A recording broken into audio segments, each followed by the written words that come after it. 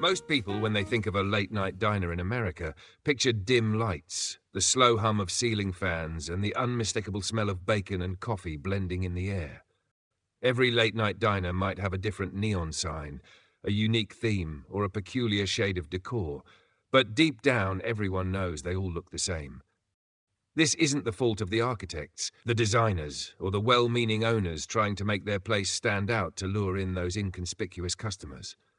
No, it's the fact that when the clock strikes late, usually past 10 p.m., no one really cares. The frames on the walls, the goofy signs, the undelivered promises of quality, they all fade into the background. At this hour, all the inconspicuous customers want is food that's mildly decent, and the wait not too long. Because, after all, it's late, and the expectations are as dim as the lights. Now, people working late-night shifts in the food industry might argue with me on this point. They'll tell you that people actually care. Customers are picky. And they will recite a catalogue of grievances. Stories of being cursed at, degraded, treated like servants, and so much more.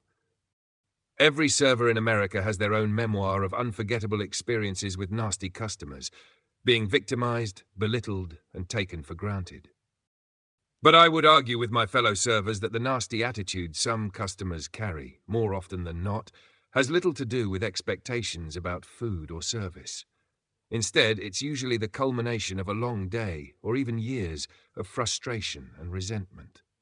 It finds its release when Sweet Patty, or Brookie, or Juan, whoever happens to be on the floor, comes around and asks, "Good evening, how can I help you?"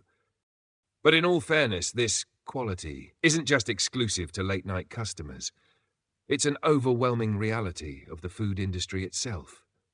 It's the awakening part of the American dream. I was working as a late-night server in a restaurant in Laughlin, Nevada, a small desert town people often compare to Las Vegas, calling it Little Vegas. But if you've ever worked or lived there, you'd know Laughlin is just more like a cheap version of Reno, at best. As for the name of the restaurant, well, that doesn't really matter. Because, as I said, all late-night diners look the same. Whether you're in a cheap version of Reno, or Las Vegas, or anywhere else in the country, they all feel the same. The same dim lighting, the same slow ceiling fans, the same tired, inconspicuous customers, and most importantly, the same undercurrent of frustration brewing all day long. It was 11 p.m., the slowest time of the day, in the slowest season of the year.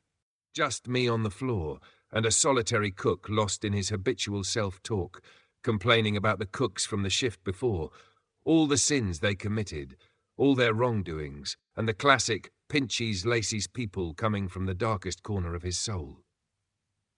This is another great topic about the food industry, the battles between shifts, the hate for each other, the pettiness of their discrepancies. The whole thing is so massive, so nuclear and justifiable at the same time. It could take years to write about, let alone fit into this short story. But anyhow, it was 11 p.m. and I only had one customer left, an old man who looked like he'd stumbled into the wrong place or the wrong decade.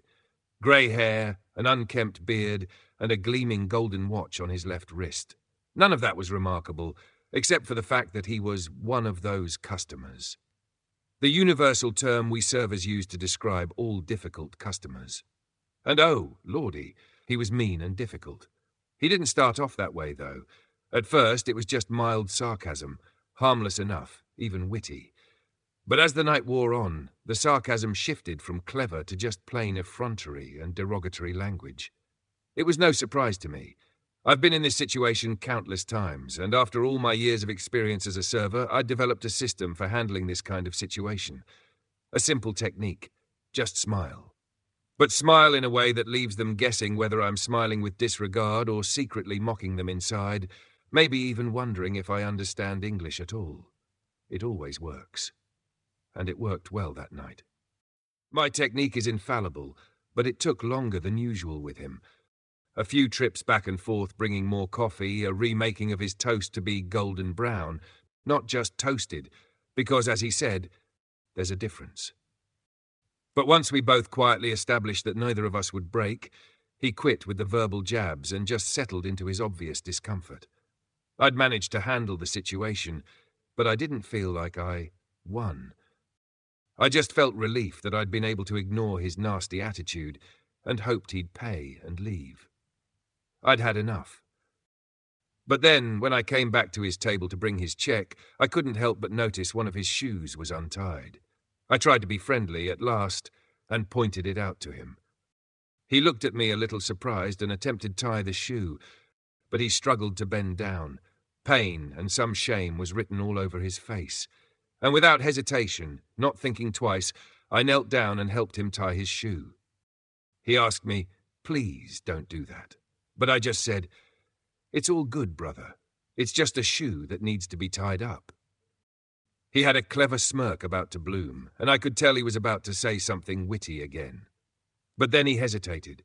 He looked at me for a moment, placed his finger to his lips, as if signalling to quiet his own thoughts, to keep his cool, and then his voice crumbled, and he simply said, "Thank you.